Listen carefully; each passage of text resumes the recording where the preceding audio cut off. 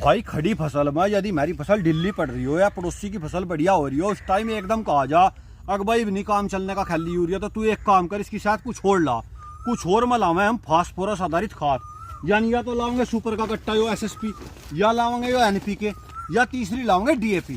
चलो बात करें अब या लगे या नहीं लगती खड़ी फसल में। अब DAP क्या हो? DAP हो di ammonium phosphate. Di ammonium phosphate, इसका डाई का मतलब 2, अमोनियम नाइट्रोजन हो 18% और फास्फेट फास्फोरस हो 46%। अब क्या हो, जिस टाइम कुछ किसान इसे पानी में घोल कर दे दें या कुछ देकर उसके बाद पानी चला दें, दोनों ही चीजों में टूटेगी तो जरूर, या अमोनियम में और फास्फेट में टूट तो जाएगी। इस पर क्या होगा? इस पर पॉजिटिव चार्ज आ जाएगा और इस पर होगा निगेटिव चार्ज।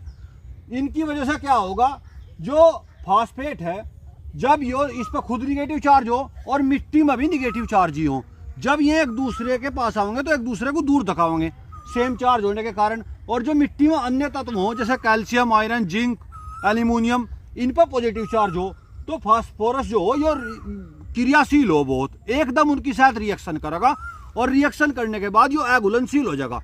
अघुलनशील होने के कारण पानी पानी तो चला जाएगा जमीन में और यो सारा रह जाएगा ऊपर की सतह पर। और हमें कहाँ चाहा था? हमें चाहा था यो जड़ों में। अब एक बात बताओ, जब हमने 1350 रुपए का डाई का कट्टा लाए या 1730 का हो गया NPK का कट्टा हम ले आए और वे उसे हमने गेर भी दिया और हमें फास्फोरस भी ले ही नहीं, तो क्या फायदा हुआ भाई?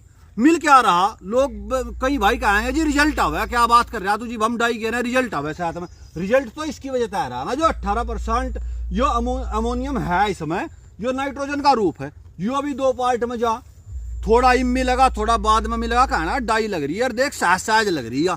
ऐसा नहीं होता भाई। यो तो तुम उसका यूरिया कट्टा में 40% नाइट्रोजन हो, एक कट्टा यूरिया का लैग गेड़ लो 270 रुपए का, यो हजारों रुपए का नाश कर रहे हैं। हम अगली बार फिर NPK लगा दें, आगे का क्या करें, सुपर लगा दें इसके साथ। ये सब बिल्कुल बंद कर दो भाई, यो ऊपरली सतह पर है, अंदर नहीं जाता, उनका जड़ों तक पहुंचता ही नहीं।